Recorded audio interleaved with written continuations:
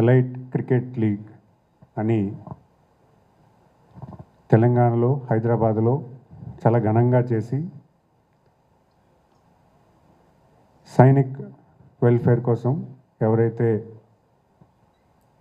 సైనికులు వాళ్ళ అభ్యున్నతి కోసం ఒక ఫండ్ కలెక్ట్ చేసి తెలంగాణలో బాగా సక్సెస్ చేసినటువంటి చామల ఫౌండేషన్ ఉదయ్ గారు మరి ఆంధ్రప్రదేశ్లో కూడా ఇలాంటి ఒక కార్యక్రమం పెట్టాలి, స్పోర్ట్స్ని ప్రోత్సహించాలి, క్రికెట్ని దేశం అంతా కూడా చాలామంది ఓన్ చేసుకుంటారు.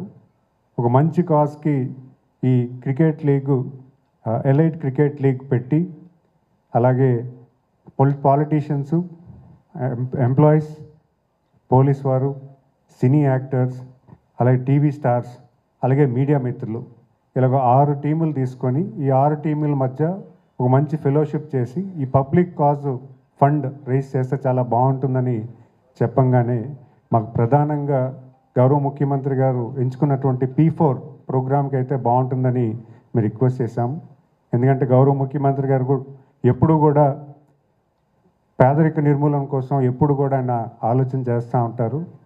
30 సంవత్సరాల క్రితం సెర్ప్ డిపార్ట్మెంట్ పెట్టి SHG ఉమెన్లో మహిళలను చైతన్యవంతం చేసి ఎంతోమంది మహిళలకి ఈరోజు దేశమంతా కూడా ఆదర్శం చేశారు.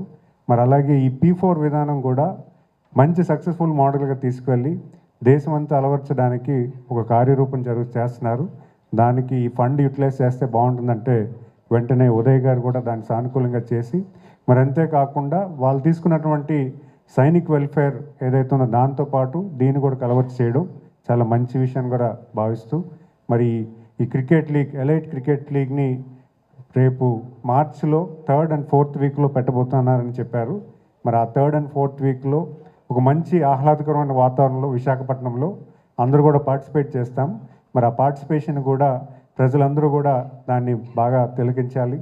మరి ఇటు ఎప్పుడూ లేదు మన ఆంధ్ర రాష్ట్రంలో పాలిటీషియన్స్ మీద సినీ పరిశ్రమ నుంచి మరి అలాగే ఉద్యోగస్తుల నుంచి మరి అలాగే పోలీసుల వారి నుంచి కూడా. అయితే ఇప్పుడే విన్నాను అది హైదరాబాద్లో పోలీస్ వాళ్ళు కప్పు గెలిచారని. అయితే మేమైతే యంగ్స్టర్స్ ఎక్కువ ఉన్నాము. మా అందరికీ కూడా గౌరవ ముఖ్యమంత్రి గారు మొదటిసారిగా చట్టసభల్లో పార్టిసిపేట్ చేయడానికి మేము కంటెస్ట్ చేసి సుమారు 86 మంది ఫస్ట్ టైమర్స్ మేము.